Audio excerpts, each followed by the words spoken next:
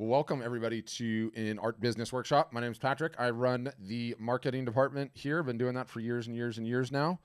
Let's get into the agenda for today's call. So I have a video that I'm going to play today. Normally I do it live, but my voice has sort of been bothering me recently. I've been doing too many live sessions. Kidding, you can never do enough live sessions, but we'll get into that later. The video explains, it's one that I recorded on one of these sessions like a couple of weeks ago, and it sort of explains at a high level some of the things that we think you need to think about, understand, and how to make it in this business and be successful. So we'll play that video. During the course of the video, I'm going to be throwing some PDFs and links and books and reports and the like at you. We will throw some of those things in the chat. If you look at, oh yeah, I guess it's got it up right here. So there's like a little chat button at the bottom of your Zoom, and this little box pops up. And so we'll throw some links in there that you can click on if you're inclined to. Don't feel like you have to, because what happens once the session ends is we wait till the recording's ready, and then we throw it into a web page, and then we email you the web page, and it'll have all the links to all the things that we talked about, so you can research that stuff on your own time, and don't feel like you need to be bothered by it as we roll along. Also, as the show's rolling along, I myself, as well as members of my team, will see the chat. So if you've got a question, then you're just like, I want to just get this out of my head, you can throw it in the chat, and then we can answer it in the Q&A section, which comes on at the very end of this thing. So be thinking about any questions you potentially have. It can be about anything that we do. Art Storefronts is a business, of course, but it can also be, where are you in your business? What are you struggling with? What do you feel like is holding you back from taking your next step? Have you sold anything?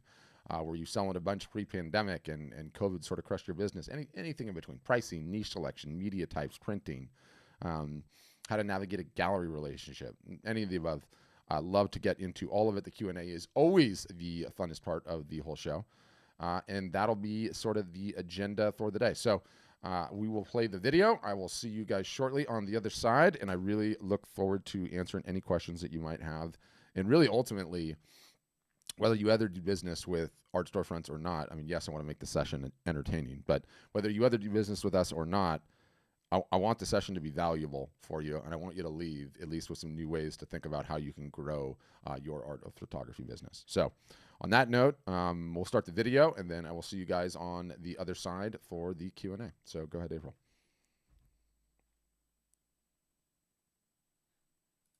My name is Patrick. I run the marketing department here at Art Storefronts. Been doing that for about 6 years now. And that means I've been working on solving the problem that is, how do you sell art or photography by best leveraging marketing and digital marketing in particular. And it's an interesting problem to work on. There's not that many, art marketing agencies, for instance, right? Because it's a very, very hard problem to solve. Selling art and photography is not like selling every other item out there. A lot of tradecraft, a lot of nuance to it. In addition to that, I've been running 3 of these sessions since a little bit before the pandemic. So, year and a couple of months now.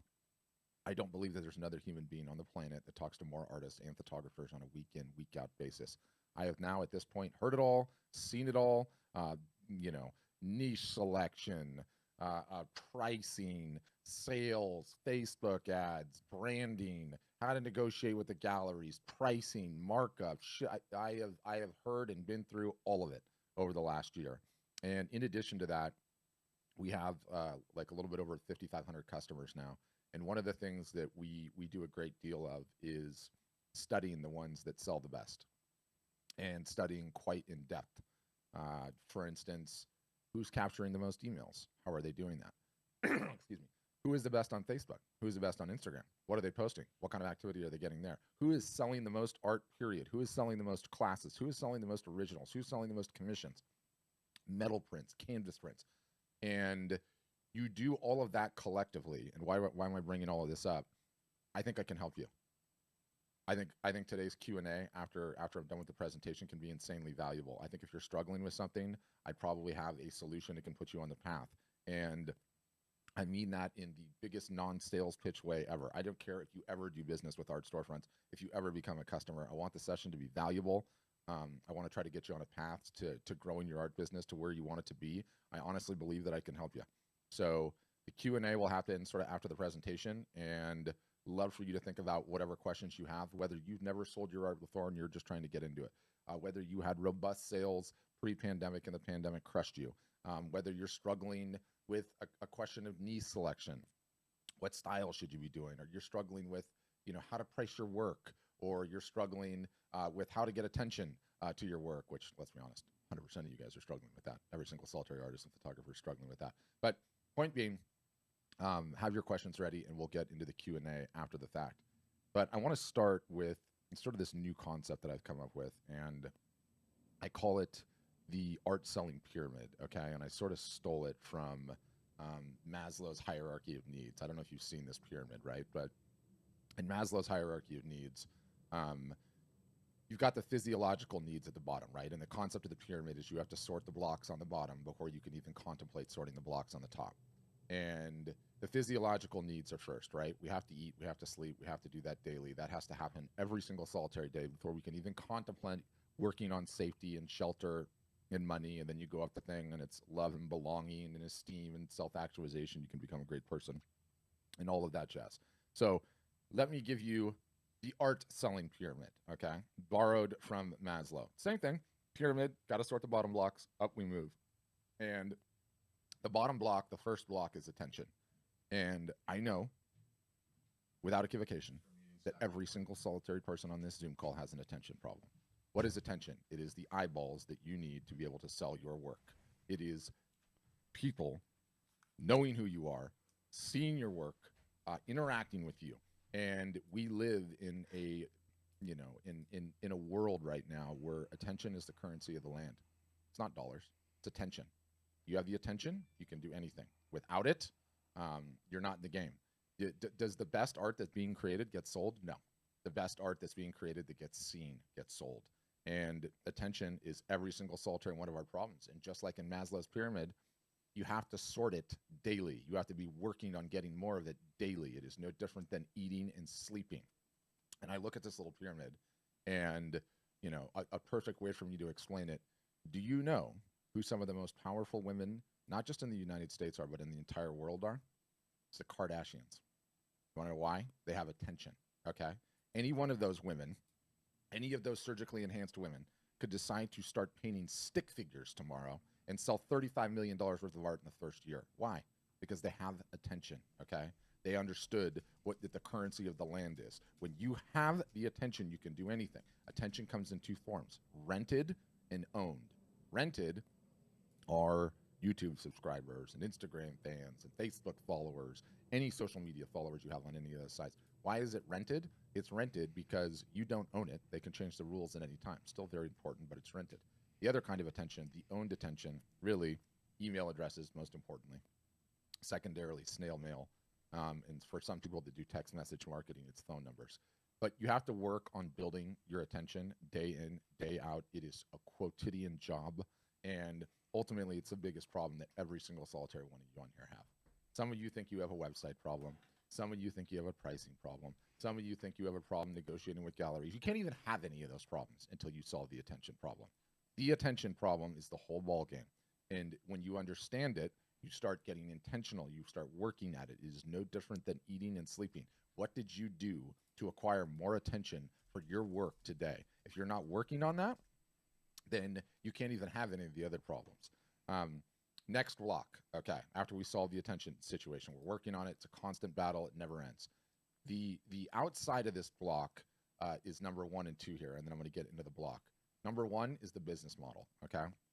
I believe that an artist or a photographer, if they want to build a successful business, has to understand the business model. The business model is selling direct, by which I mean you, the artist, the photographer, selling directly to your end customer. You retain the data on your end customer such that you are able to market to that customer in perpetuity. Many people, the way that the industry worked traditionally forever, it was people that did not retain this information. They sold through galleries, or maybe they did the show in their circuit, but they weren't the best at keeping up with these people and marketing to them in perpetuity. I got this book that I cite all the time, and it's by Weiland. Weiland is the whale guy, okay? And don't worry, I'm going to send you links to this. But he wrote this book. He sells it directly on his website. He's depending on who you talk to, he's the #1 selling artist in the entire United States. probably even the world, to be honest with you, because of his business model and what he's done. And he talks in that book about this concept called a collector list, okay? And for Weiland, a collector list are buyers of his art that sell or that buy in upwards of 7+ pieces over the course of a lifetime. And he treats this collector list like VIP. They are, his collectors might as well be staying in the Four Seasons. He reaches out. He gives them special access to things. He likes their social media posts, and he continues to build that list, okay? And fundamentally, it is one of the single solitary most important things any art or photography business can have.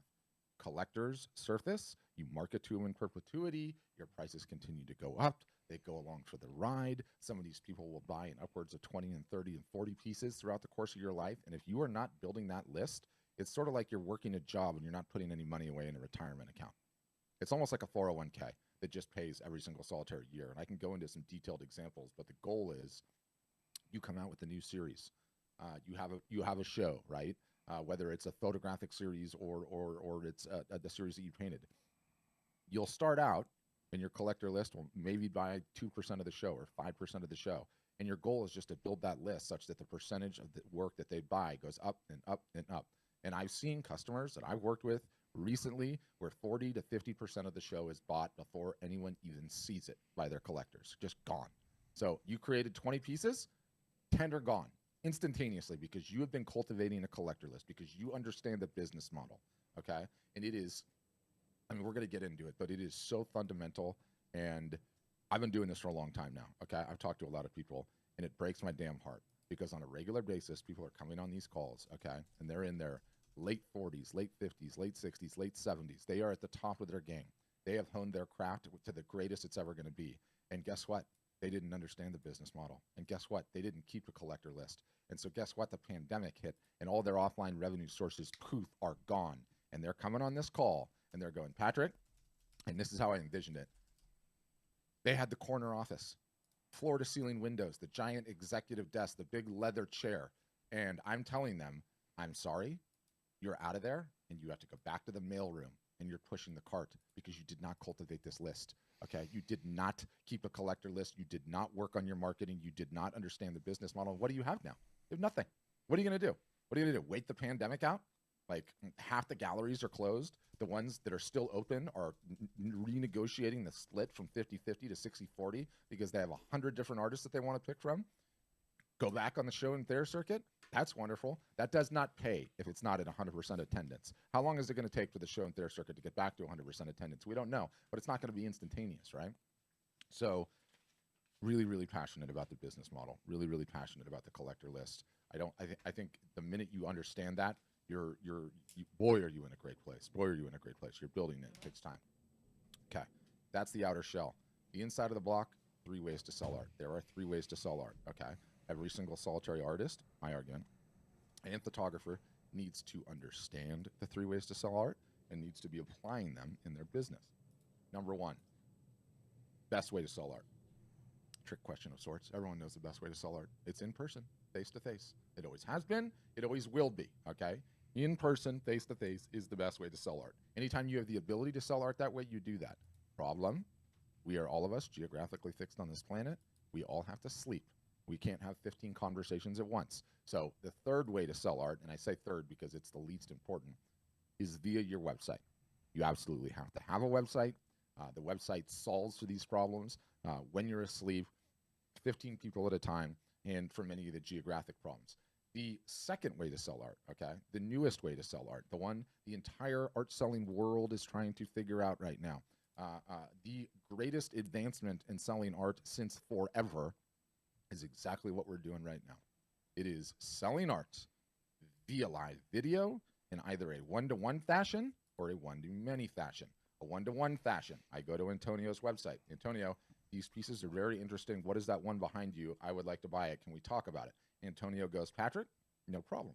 Let me set up a Zoom call with you. I'll show you a couple of pieces and we can talk about it. I can get to know you. That is the one-to-one fashion.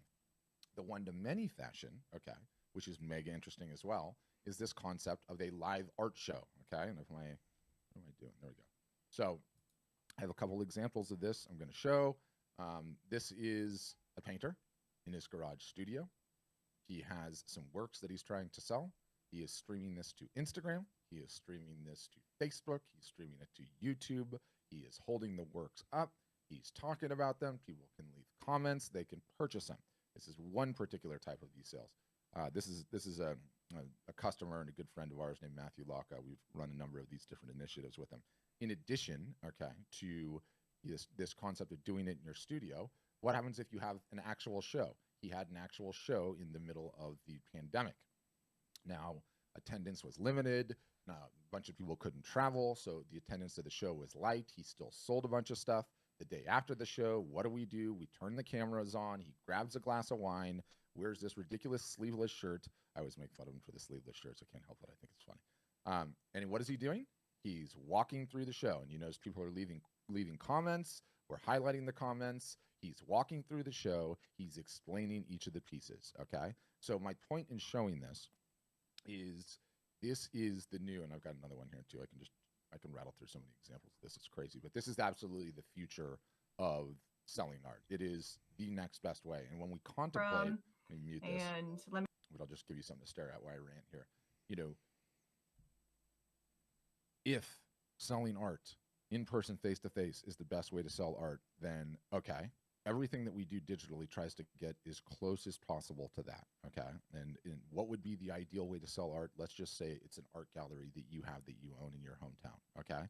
People can come in, they can get to know you, have a conversation, they can buy the art. For all the people that can't geographically do that, the next best way is this via live video. Again, one-to-one or one-to-many, a group show, right? And it's so close to the real thing, it's amazing. You don't have to leave your hometown. They get to know you. They get to interact with you. They feel like they have a bond with the artist. It is the future, full stop. And what's interesting is the entire world is trying to figure this out right now, okay? The entire art selling world is trying to figure it out. Your industry doesn't have a lot of reports. There's two big ones, okay? There is the Art Market 2021 report. They do one of these each year. It's from Art Basel and UBS. I'm going to send you links to the report. I want you to read it. It's amazing. It's incredible. The disclaimer on it is these guys report on the top 1% of the art selling market, right? Like the highest of the high end. The top auction houses in Christie's, the top auction houses and the top art selling dealers and the top galleries and stuff. But the report is still very, very relevant, okay? And the link we'll send you. You can download the entire report, which I recommend you do. I think you'll find it really insightful. But they have these key findings too, which is like this snazzy little web page they built to talk about it. And so I can go in here, I can explore this thing. We've got some lovely little graphs. But you read this report, and what they call it, and I'll quote, Chapter 5 looks at the online art market and the rapid evolution in sales in 2021. The chapter shows how the dealer sector shifted sales online in 2020 and the development of online viewing rooms, OVRs. Do you know what online viewing rooms are? A snooty way to talk about a Zoom call, okay? A snooty way to talk about exactly what we are doing right here, right now. So this is the future of how to sell art in an incredible, incredible fashion. I always feel like a bit of a Yahoo to share numbers, but I'm going to share numbers because it's going to give this whole entire thing some teeth, okay? So Matthew Locke, longtime customer, great friend, normally does the full dog and pony gallery shows. In the middle, so this was on June 9th, 2020, he did 2 of these over a 15-day period. He sold 62 pieces for a little bit over $30,000 Canadian. From his basement, no 50-50 split, direct, didn't have to leave. This is his garage studio. It's where he paints. Didn't even leave his living room. This gal, Meg, also a customer, she was moving studios, legitimately moving studios from one studio to another. This was about a month ago that we ran this. And, you know, just to underscore my collector list, okay? This particular sale was teased on a Friday. On Monday, she emailed her collector list. Her collector list bought 46% of the show. She sold a little bit less than, I think, 76 different pieces for $15,000. Now, the pieces in this particular show were like the color studies, right? They weren't like the full buttoned up pieces. I'm trying to get to one where she's actually holding one. You know, there were color studies, there were sketches, there were smaller works, right? You know, stuff that was just involved in it. But the point is, this is absolutely the future. It is Such an incredible way to sell art and photography. The entire world is trying to figure it out. You get people using various different, at the snooty end, it's OVRs, online viewing rooms, or the art fairs and shows that are trying to keep the booth deposits. What's their line that they love? We're going to have a virtual art show, right? Everyone is trying to figure this out right now. I do not know what floor this particular elevator is going to go to. My guess is it's going to go very, very, very high. What I'm saying is right now, this elevator is on the ground floor and the doors haven't even closed yet. The whole world's trying to figure this out. And there is so much tradecraft to it, I can't even begin to tell you. This particular Zoom call, I have all you guys in a Zoom call right now, right? This is also being streamed to 2 YouTube channels, to a Facebook channel, to Twitter, all at once, all simultaneously. Everyone is trying to figure this out, and it is the most effective way to sell art, period. And so step 1 is becoming aware of it. Step 2 is starting to practice it and put it into practice. And I guarantee there's probably not a single solitary person on this call that is doing it. And people ask, what is it that you do at Art Storefronts? We teach our customers how to sell art and photography in the most advanced ways possible. And because I don't care, 90%, I tell people these things, 90% of the people will never, ever even do it. So I don't even care to give away the tradecraft. I'll give away the tradecraft right now. So my sleeveless associate here, Matthew, is using wireless Apple AirPods connected to his iPhone, which has this stream going out live on Instagram. We are leveraging software that is streaming it, that's putting in this little title here, right? And his logo and the banner at the bottom to inquire, and it's pulling the comments in. So cell phone, earpods connected to Instagram on the phone, laptop, computer, Facebook, personal Facebook, YouTube account, all of that goes down all at once simultaneously. And you can see there's numbers here if the number 2 thing goes away. He's even got little numbers here. Why? Because the people on Instagram can't see the graphics that we have on the screen. And so they need to know, okay, was that number 2 or number 3? You can't really see it, but it's like right behind here. There's like a little thing. Yeah, there it is. See, number 5. And we're on number 5. So everyone knows. There's a million little things like that. What is the best combination of the technology? How do you announce it? What do you do during the course? And don't worry, I'm going to send you guys, I'm going to send you these shows after the fact so you can watch them and pick up what you like. But it is completely changing the game, and you don't need to leave your house, and there are no booth fees, and there's no loading up the car and driving somewhere and staying in some crappy hotel and eating crappy food and then hoping you're going to see an ROI. There is no limit to the amount that you can run. It is the most beneficial use, highest ROI use of an artist or photographer's time I could even imagine right now. It's not even close. And again, whole world's trying to figure it out. So those are the 3 ways to sell art. I got to get back to my pyramid. You have to be running all 3, and you have to be doing all 3 consistently all year long. So we start by constantly gathering attention. We start by recognizing the business model, collector list, as well as the 3 ways to sell art. Then we get to the top of the pyramid, which is everything else. What do I mean everything else? You have a brick and mortar gallery that's working out for you, that's bringing in revenue to your business. Fantastic. We love revenue. I have never met a revenue source I don't like. Keep it going. But it's in addition, okay, not in lieu of working on attention, not in lieu of working on the 3 ways to sell art and building your own collector list. What if it's an online gallery? Maybe it's Saatchi or Fine Art America or Redbubble or Etsy or any of the others. Is it bringing in revenue? Fantastic. I've never met a revenue source I don't like, but it's in addition to everything else, okay? It's in addition to getting your own attention. It's in addition to the 3 ways of selling art. So too, if you're doing the show and Thayer circuit, we love the show and Thayer circuit. It's fantastic. I can't wait for it to come back. It is a great way to build attention, but it's in addition to those 2. You understand this pyramid, okay? You start working on this pyramid, and you are going to be on the path towards building a successful art or photography business. You don't, and you don't control the rules. You do not control the stakes. You can have the rug ripped out from underneath you at any point in time, which I've seen again and again and again on these calls. And one of the things that no one talks about, okay, and does not get mentioned enough. 3 of these a week for a year and a half, okay? It's not hyperbole. That many of them. Every single solitary week, there are people in their 60s, 70s, 80s, and I would say once every 2 weeks, somebody in their 90s comes in on these calls asking questions. And so why do I bring that up? Understand the perspective of how long you guys are going to be artists and photographers selling your art or photography, okay? You guys don't go through midlife crises.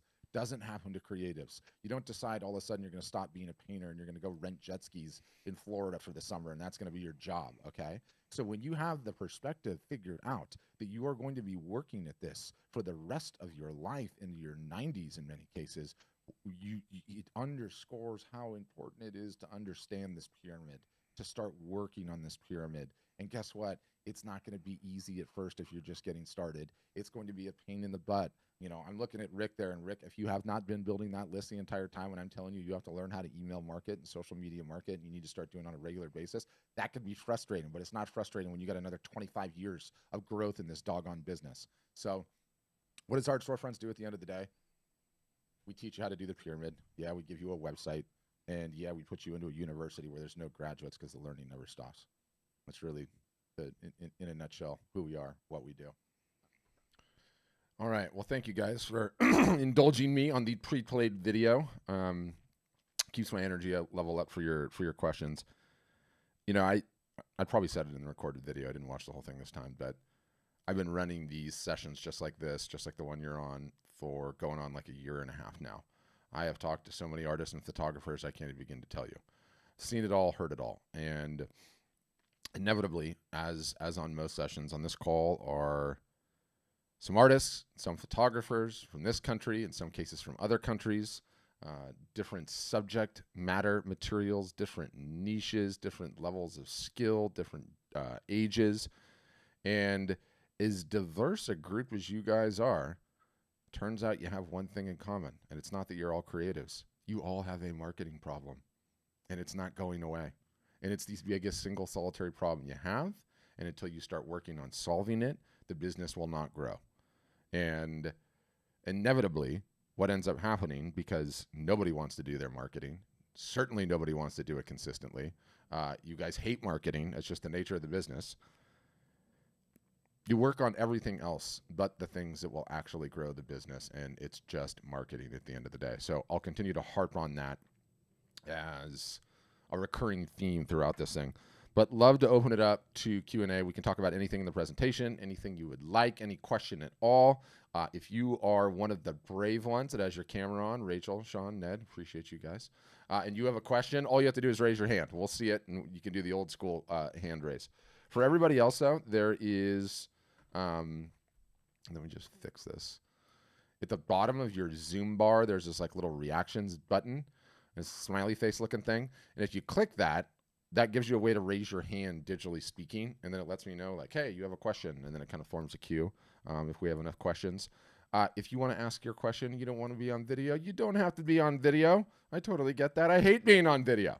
But that's just part and parcel of the ballgame. And then if you throw questions into the chat, I can deal with them that way. If you are one of the lovely ones that are watching on Facebook or YouTube or Twitter, and Andre, yes, we have a sale running. It's not called the Q4 sale anymore. Maybe it is called the Q4 sale. I don't know. I see your comments too, so we can answer those live as well and pull them in. But yeah, would love to get into it. What's the one thing that you're struggling on? What's the one thing you feel like you need some help on? What do you need some advice on?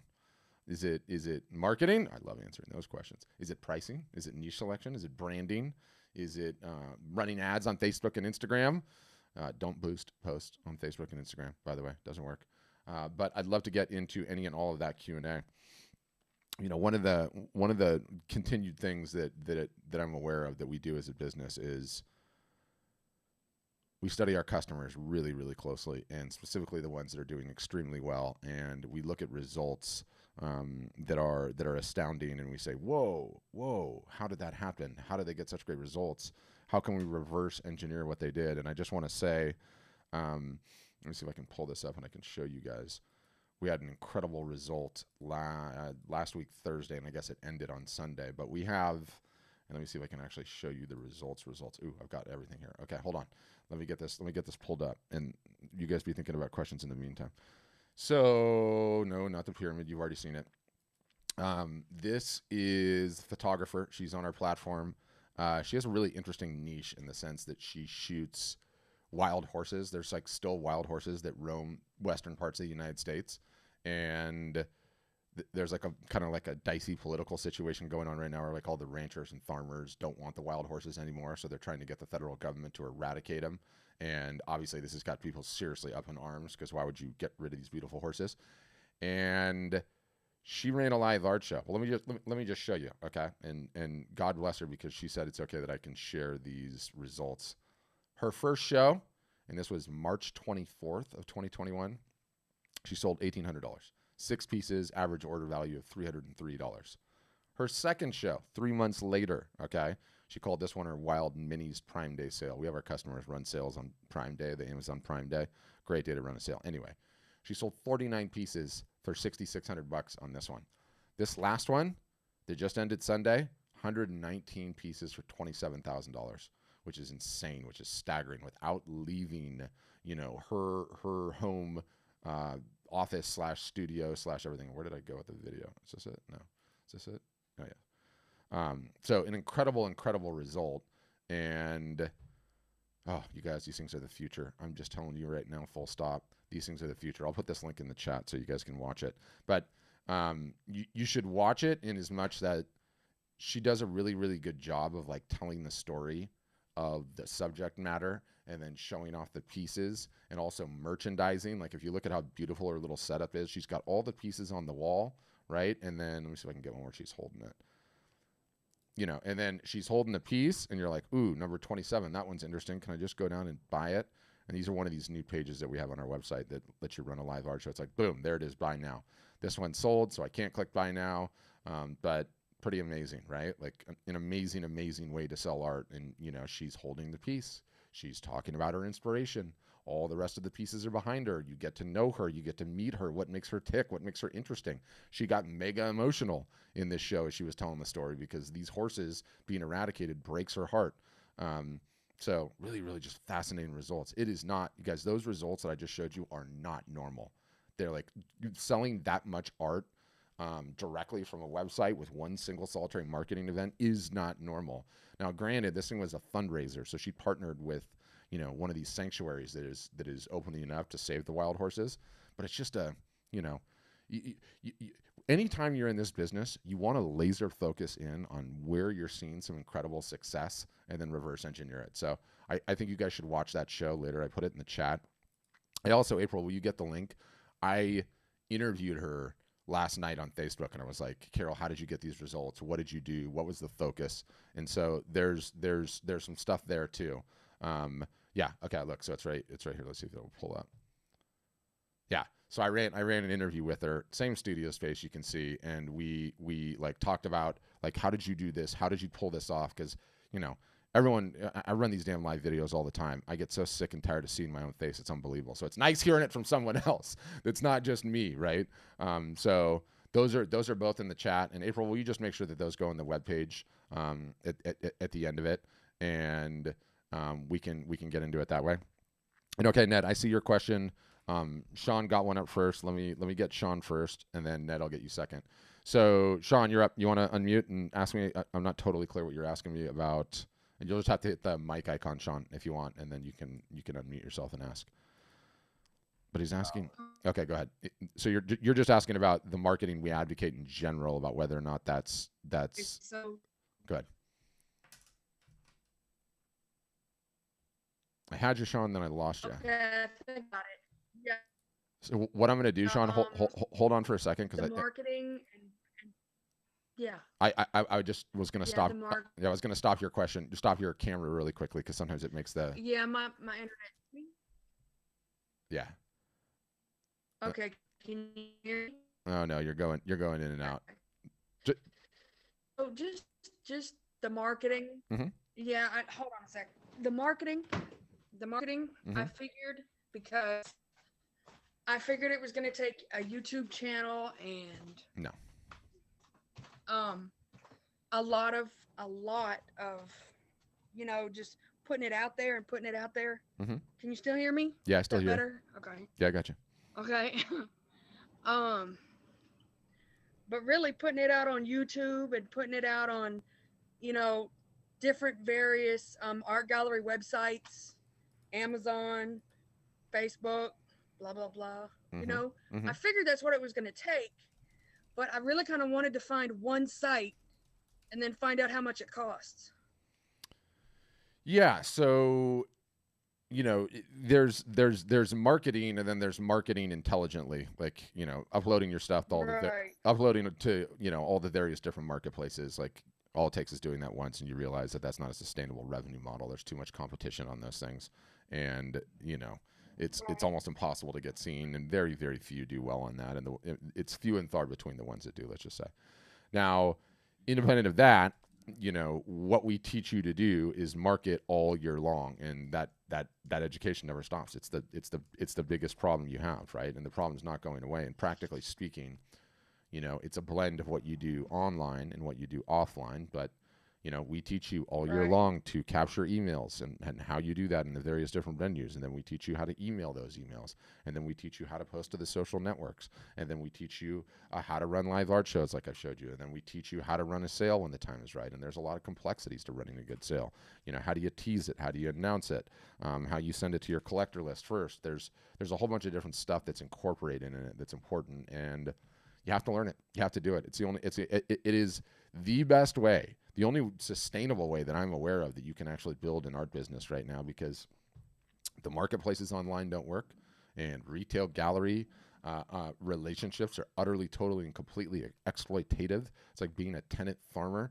You keep 50% of the revenue, and you have no idea who's buying your work, and you have no way to market to them ever in the future. It's unsustainable. It's not a proper way to grow a business. So that's what we teach you to do all year long. Right. Yeah. Okay. Well, I was just wondering, what y'all cost, and Yeah. So, and I can get into I'd that. like to learn, and I'd love to do, and Yeah. So I can explain.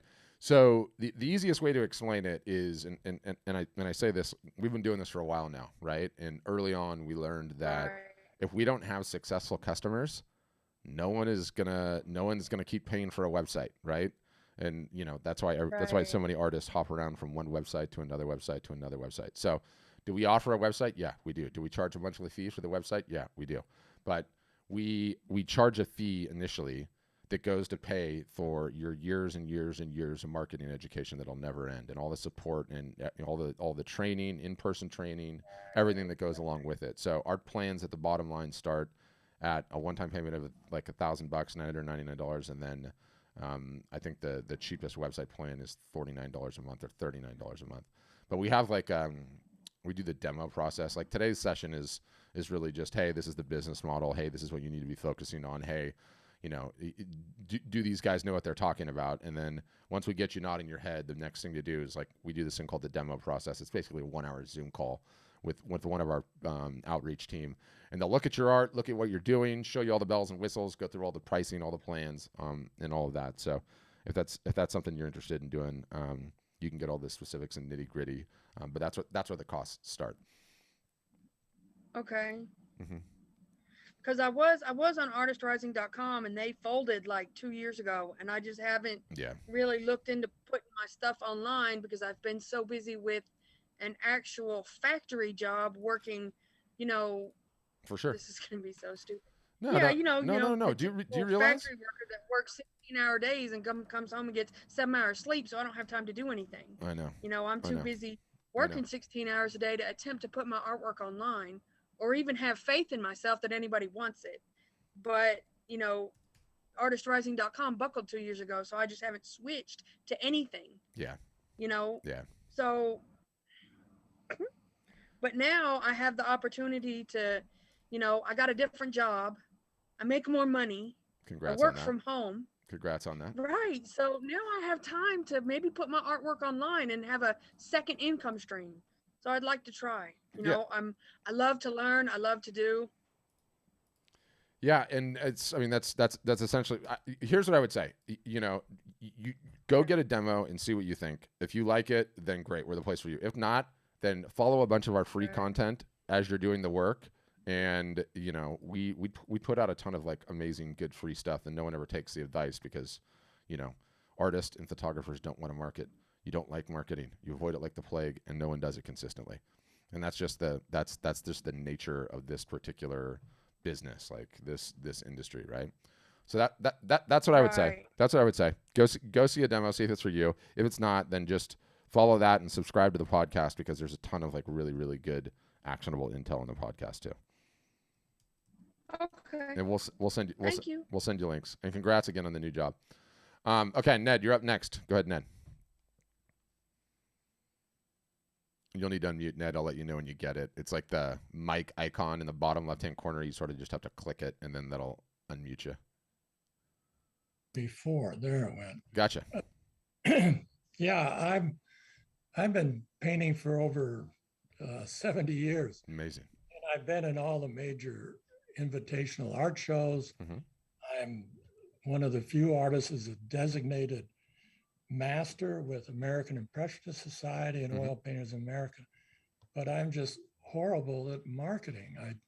I'm the guy that would be a good model for artists that hate to market, and I've done some, and I also teach, so I'm surviving, but I should be selling more than I am, and I just need to find a system that works and stick with it. That's the problem with most of this stuff.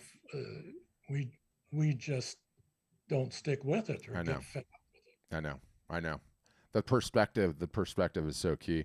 And do you know what breaks my heart, Ned, is that like, as good as you likely are, the fact that you are at probably the top of your craft, top of your game, internationally recognized and everything else, you'd probably sold a ton through galleries your entire career, and you had no idea who your buyers are. You have no idea who your buyers are. Even the invitational shows, they don't let you know. So I know. I've got a small list of buyers since I've done it, the internet and stuff. And all those other paintings that I sold, I have no clue who it was. I know.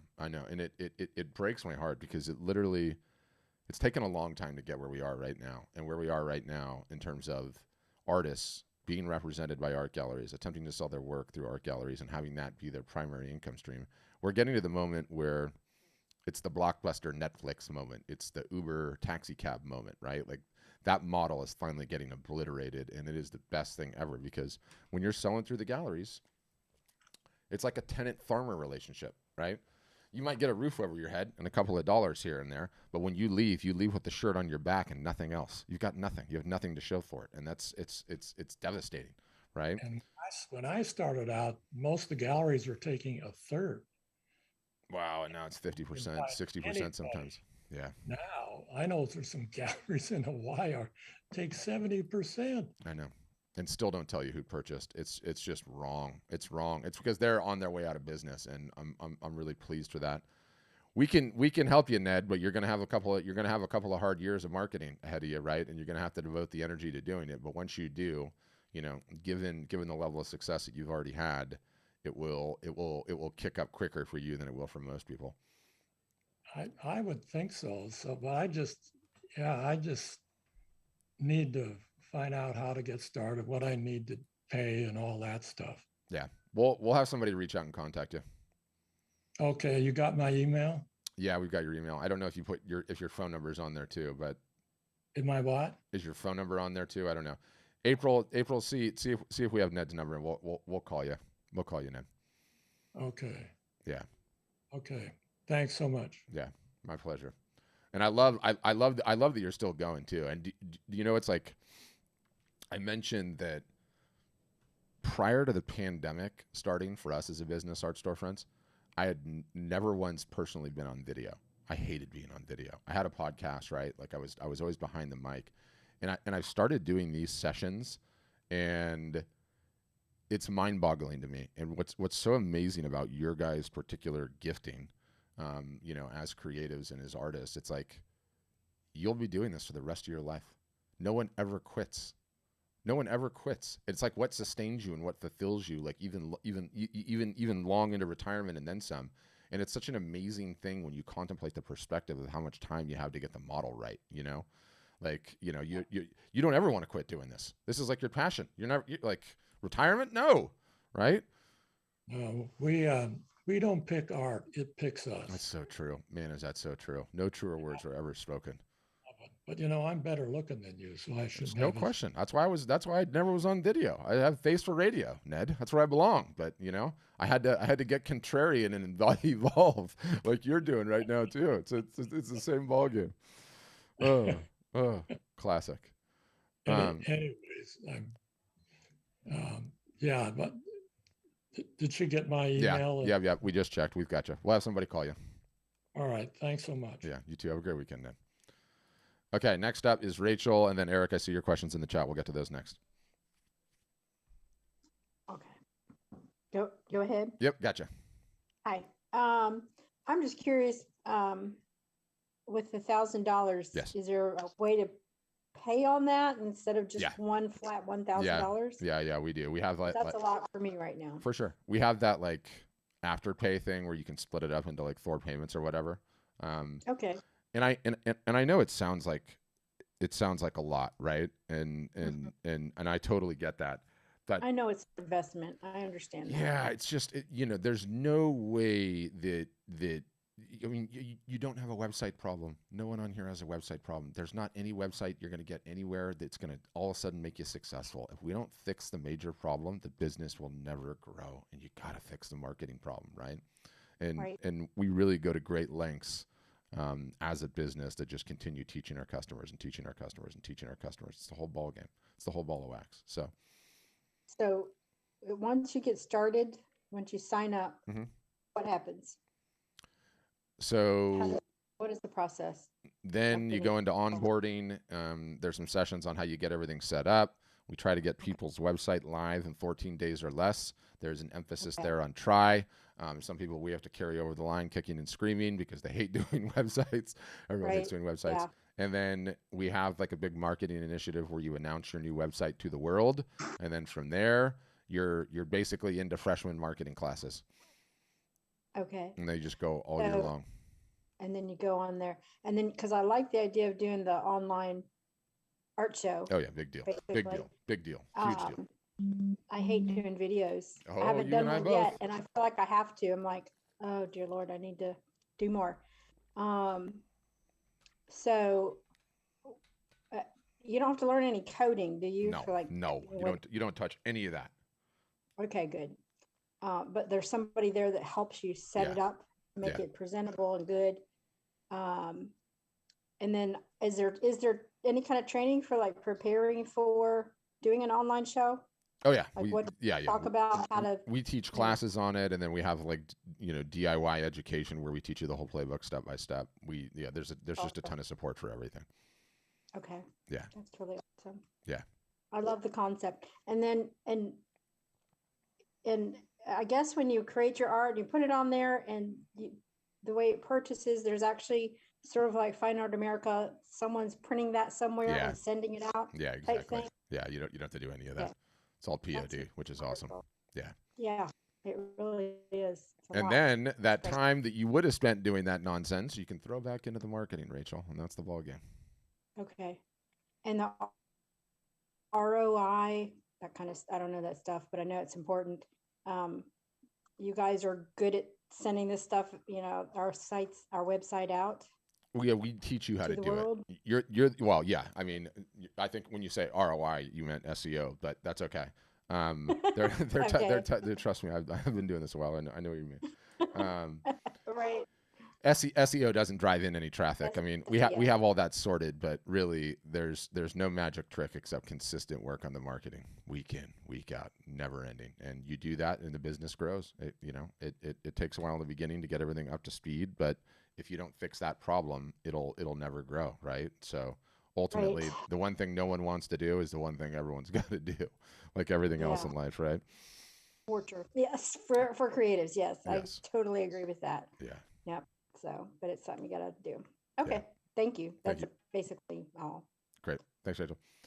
Okay, Eric, you're up next. You're in here twice. So I don't know which one you are. So I'm going to unmute both of them, and then you just have to hit the mic icon, and I can let you know. Are you there, Eric? You might not be somewhere where you can talk. I don't know. Yeah, I think, okay, well, I don't think Eric can unmute himself. He's asking a question about sales tax. Sales tax is a total non-issue. Very, very easy to do. Our system helps facilitate it. And we even have an accountant, an art accountant that's a customer, and then she runs sessions on it sometimes, but it's not a big deal. You know, it's a typical question to ask, Eric, too. And what most artists do is they ask all the questions that are the easiest things to solve, and then they stress about the things that are the easiest things to solve. Do you know what's the easiest? You know what's the hard thing to solve?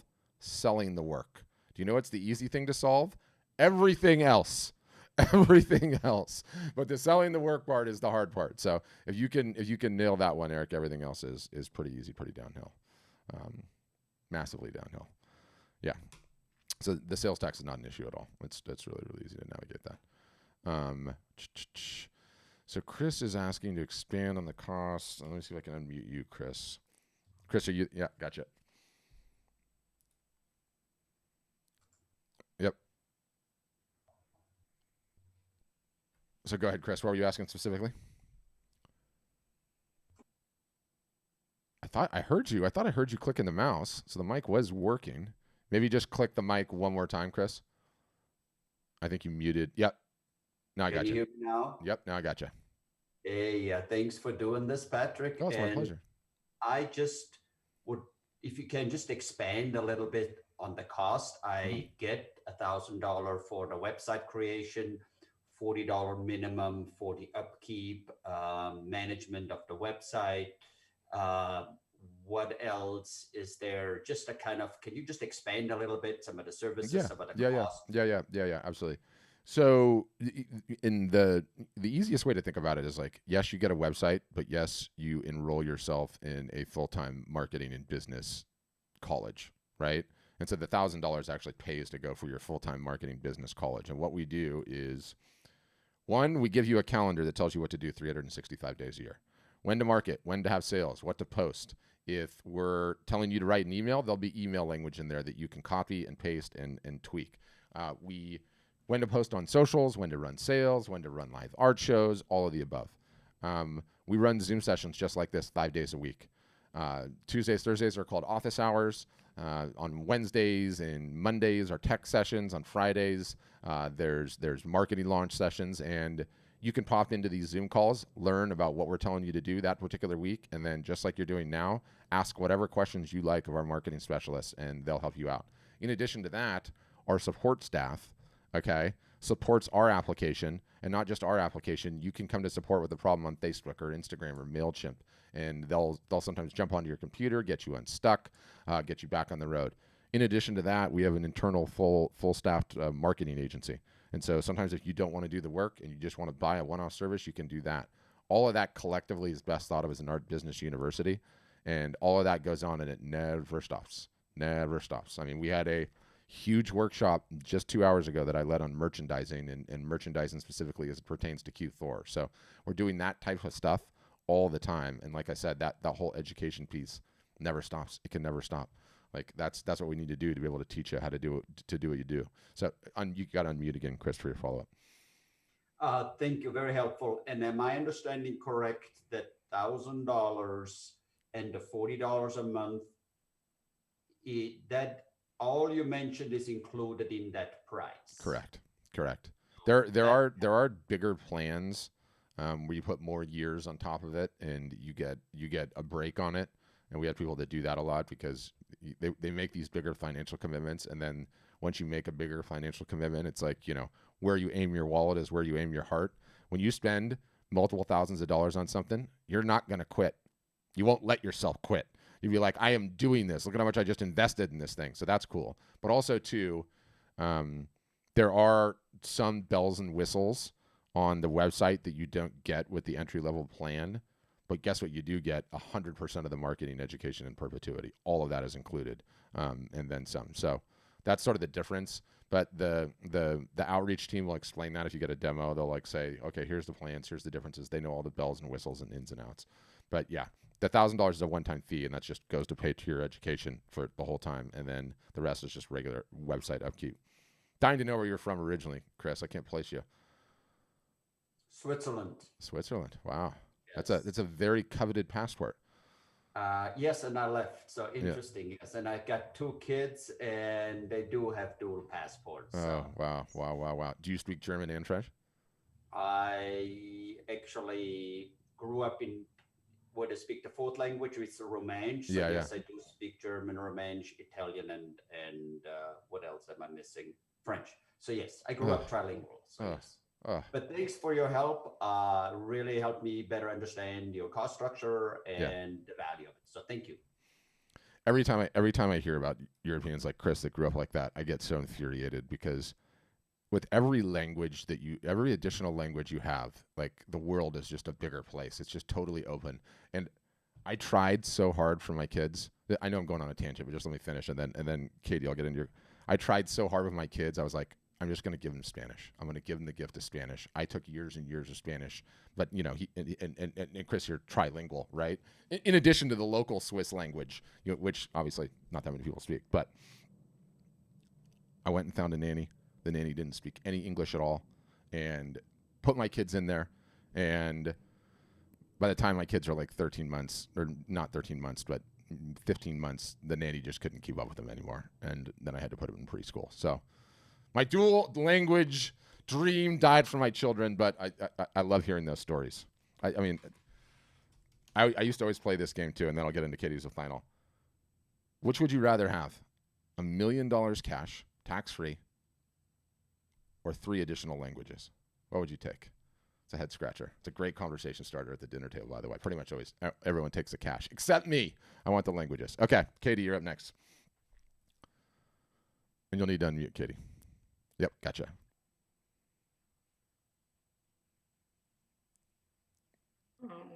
Yep, now I gotcha. Wanting me to say something or? Yeah, so you had a question about what? Yeah, I was just wondering how they promote our websites, basically, or promote how they get. Yeah, we don't promote your websites at all. We teach you to market for yourself. That's sort of the whole ball game. So it's not like a marketplace where a bunch of people are just coming and they find you that way. We teach you to outbound market all year long. So yes, it's Facebook. Yes, it's Instagram. Yes, it's in-person events. Yes, it's various different techniques and tactics like print giveaways and what you need to do with local stuff, like all kinds of things. So essentially what you're offering is an e-commerce website that works better than most standard websites you could build yourself. Yes, but that's not enough. Like the thing that I always say is like our websites are Ferraris of art selling, and it's not hyperbole. We've been working just on building the websites to sell art and photography for 7 years now. We don't really have any competition, but it doesn't matter. It's a Ferrari that's sitting in your driveway with no gas in the tank because no one's coming to visit it, right? Like artists and photographers everywhere get in their mind that it's like there's some sort of website out there that if I just get that website, right, like I'll start having sales, and it doesn't work that way. The problem is how do we know how to promote it then? We teach you. I mean, you guys have given us all the features, you give us all the tools to set it up, but how would we know which places to promote it to? That's what we teach you all year long. We teach you no different than like a college university. Like, here's how you capture emails. Here's how you email emails. Here's when to post on the socials. Here's how to post on the socials. When you get big enough, here's how to run Facebook and Instagram ads. Here's how to run a live art show. On and on and on. So, what if technically you had all that college experience, and so what is it aside from the actual tools on the website that sets you apart for marketing? Yeah, so it makes sense. The features and stuff that you offer is what sets you apart, but they help. Essentially, they help, but they don't help until you start until you're driving a bunch of traffic. And even if you learn some of that stuff in college, it was all out of date by the time the textbook was printed. The goalposts move so fast in marketing land today that it's impossible to keep up. Like if you would have asked me a year ago what a live art show was, I would have said I have no idea. I've never run one. Well, that's not true. Like a year and a half ago. Now, live art shows are fundamentally one of the most important things that an artist or photographer could possibly do. And how do you run those, Katie? How do you run those with a phone that goes live to Instagram? How do you run them to Facebook? How do you run them to YouTube? How do you promote it ahead of time? How do you get all the images on a web page? How do you send it to your collectors first? What do you title the show? How do you contemplate pricing? How do you market it after the fact? Like all of that is brand new. That was not even in existence, that knowledge, even a year and a half ago. So that's how quickly things change in this business. And if you don't have someone keeping up and constantly educating you and teaching you and showing you the way and showing you results, then, you know, you get left behind. It's a crazy world that we live in, especially as it pertains to marketing. Do you guys keep track of algorithms? No one can really keep track of algorithms, and attempting to run your business on algorithms is folly because, you know, they're in control. So what we teach you to do is omni-channel market. Omni-channel market gets the most eyeballs possible for the messages that you're putting out. We're constantly, you know, tweaking that and looking at results and evaluating things, but we don't teach you algorithms. I mean, you know, I could tell you that Facebook and Instagram's algorithm has gotten to the point where it's not even really algorithm, it's just post reach, where, you know, between 5 and 7% of the people that follow you see your posts. That's it, right? Okay, thank you. Yeah. All right, next up is Lauren. Go ahead, Lauren.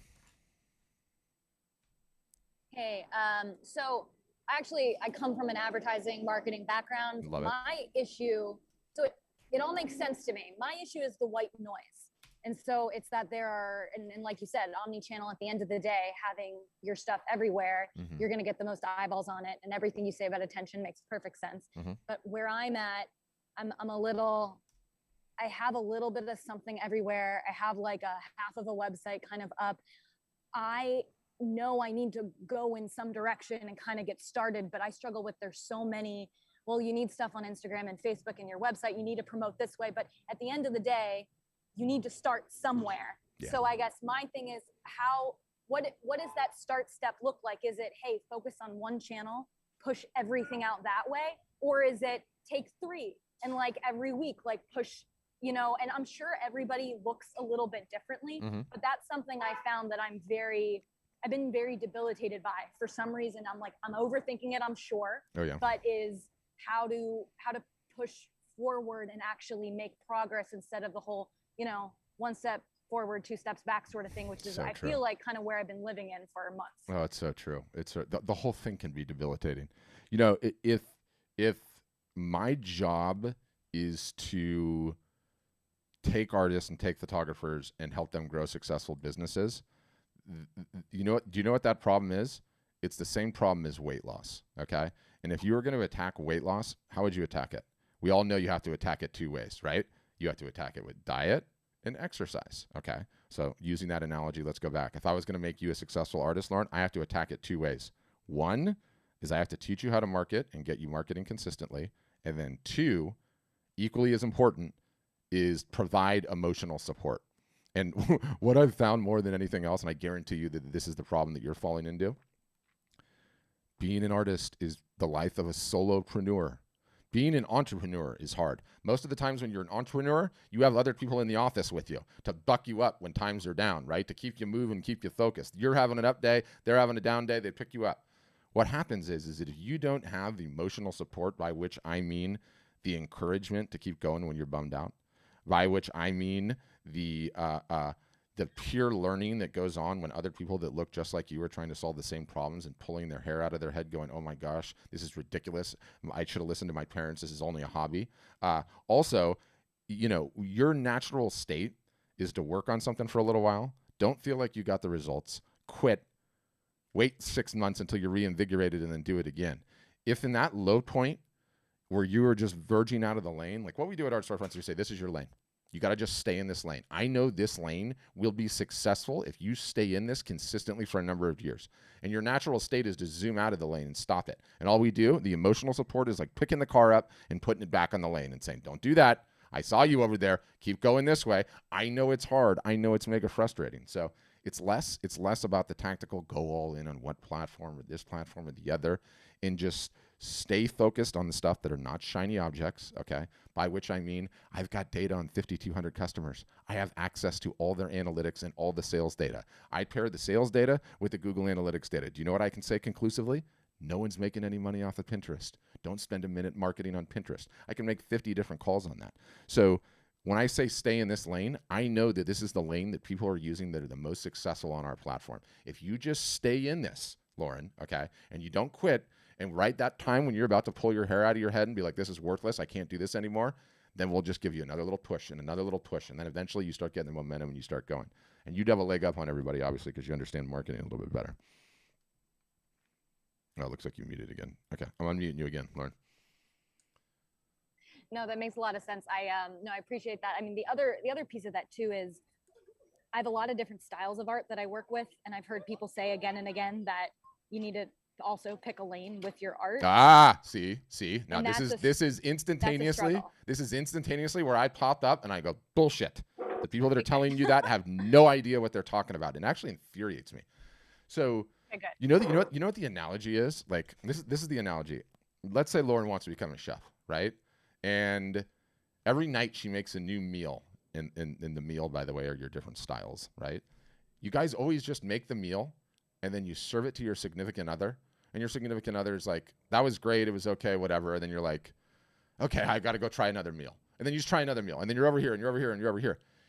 You never even served a room full of people. One of those meals could have been a home run. You'll never know until you serve it to a room full of people. And the only way you ever know is when you do the marketing and you start getting the feedback. And so you have these 3 different styles. I don't care what the styles are, Lauren. You're a part of the brand as much as the artwork is. You get all 3 of the styles up, you put your head down for a year, and you market to those 3 styles. After a year, we look at your sales and we see what you did. And it could be any mixed batch of anything. I've seen it all. There's this thing called Pareto's Law. It could be that 80% of your revenue is coming from 20% of the work that you did. Okay. After a year, Lauren, we can look at that data and say, guess what? Your audience is saying this is your style, okay? This is the one you're going to go all in on. But guess what? The opposite could be true too. Your sales could be spread out equidistantly between all of the various different styles that you have, right? Because you're not about one particular style. You are the brand as much as the work is the brand. But you'll never know the answer to that question until you've gotten it in front of enough eyeballs that, by the way, are not named mom, dad, sister, family, friends, okay, who are not capable of impartial advice. And that other person that said that to you about, oh, you've got to go in on one style, who has never sold art before in their entire life, usually. So that gets me fired up, that one. You'll never know. You'll never know until you do the marketing and get it in front of enough eyeballs.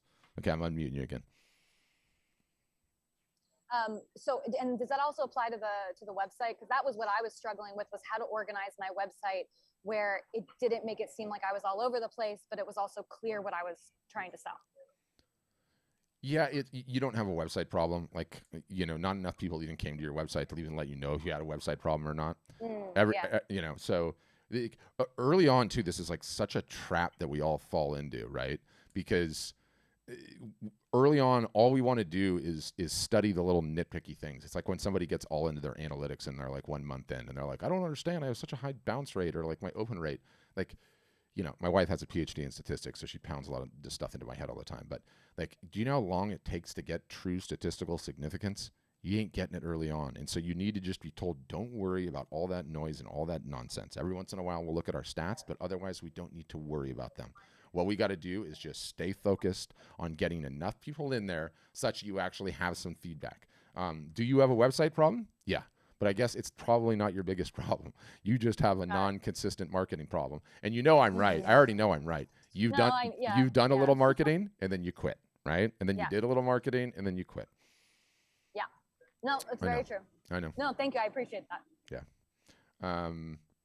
Yeah, you could totally do it. You should get a demo too, Lauren. We can help you. And it's a 50-50 too with her background. And when I say it's a 50-50, the knowing marketing, right, and saying, oh, I have a background in marketing and I've done marketing before, that can either help you or it can hurt you.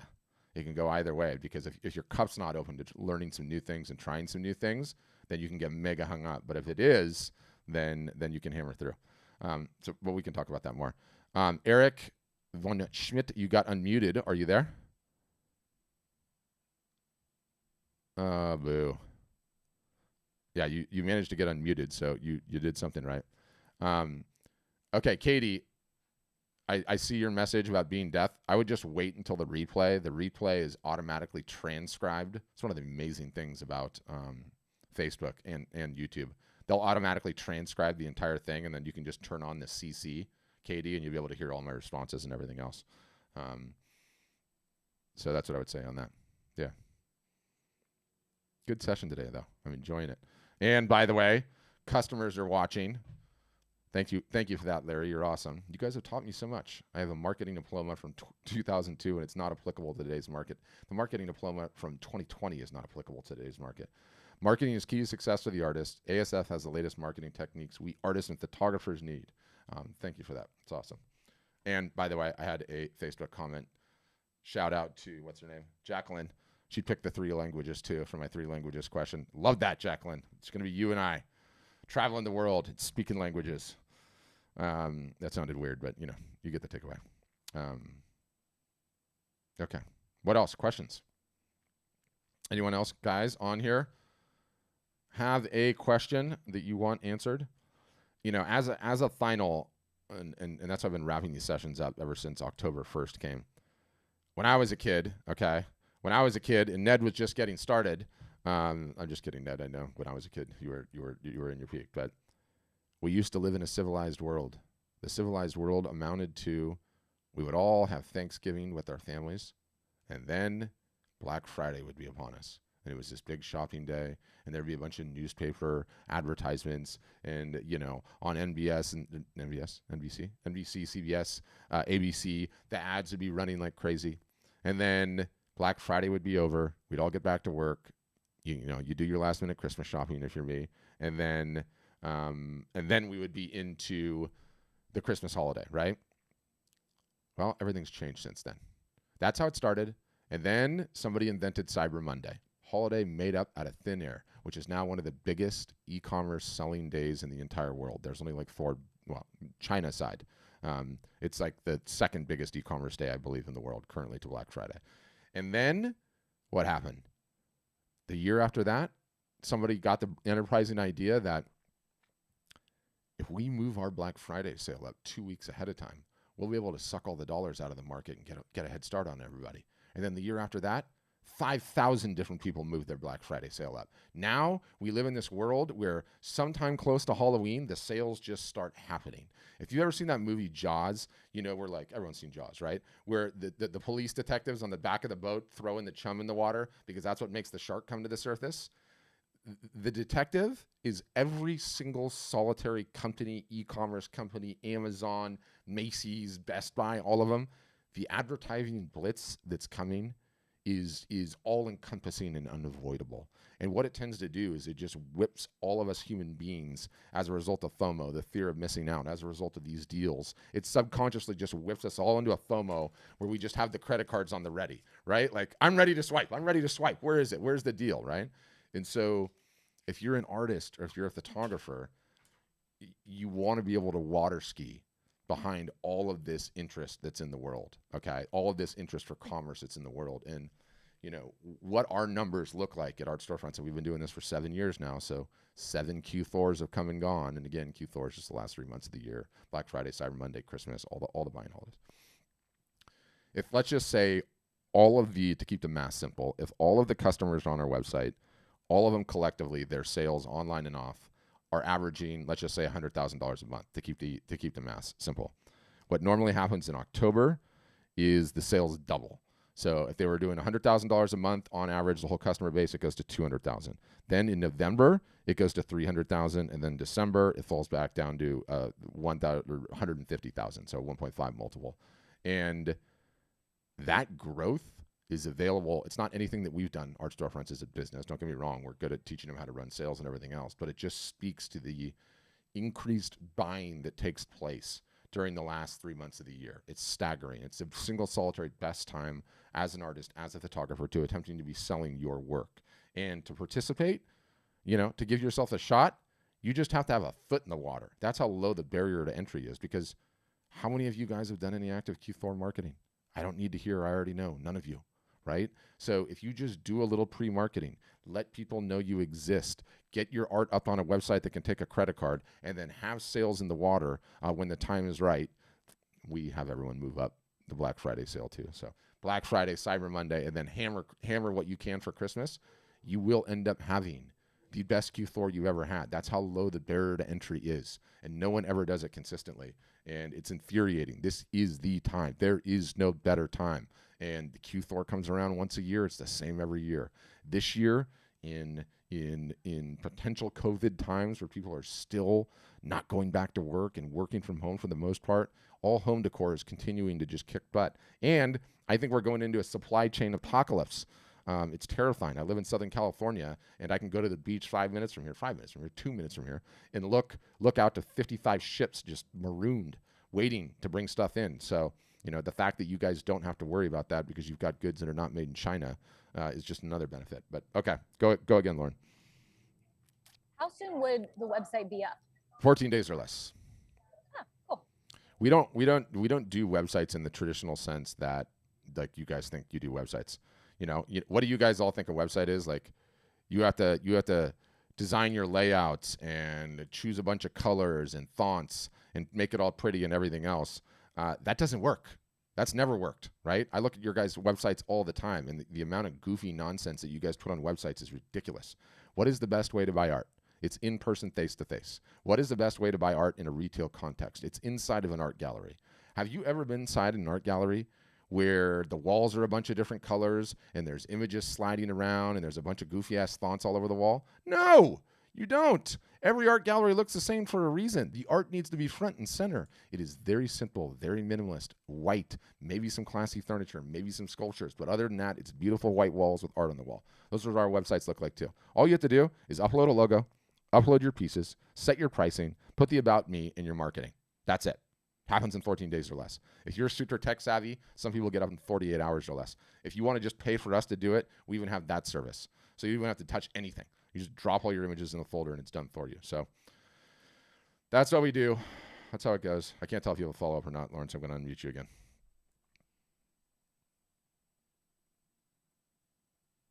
I can't tell if Lauren's done with her questions or not. Yes, I'm done. Okay, wonderful, wonderful. I like that last name, by the way. Is it Lucasco? Lucasco? Maybe it is. I don't know. I can't tell. I like the name though. It's got a good look to it. All right. I've done all my ranting. My dog is scratching on my door out right now, going, it's walk time. It's walk time. Any finals? And Ned, don't worry, we'll reach out. And by the way, Ned, that background is going to be flawless for the live art shows. It's good. It's good. It'll be great in there. All right. Well, guys, thanks. Great session today. Really appreciate it. I'm going to send you the replay. All the links are going to be in there. If you haven't gotten a demo, get a demo, sign up, get your art on a website, and join us for Q4 marketing. It's going to be a big one. Otherwise, I'm going live all the time, 5 days a week, sometimes 6 days a week, with various different live broadcasts. You can come on, ask questions in the future, or you can even attend one of these sessions again. But I appreciate you guys all, and hope you all have a wonderful weekend. And thanks for hanging out today.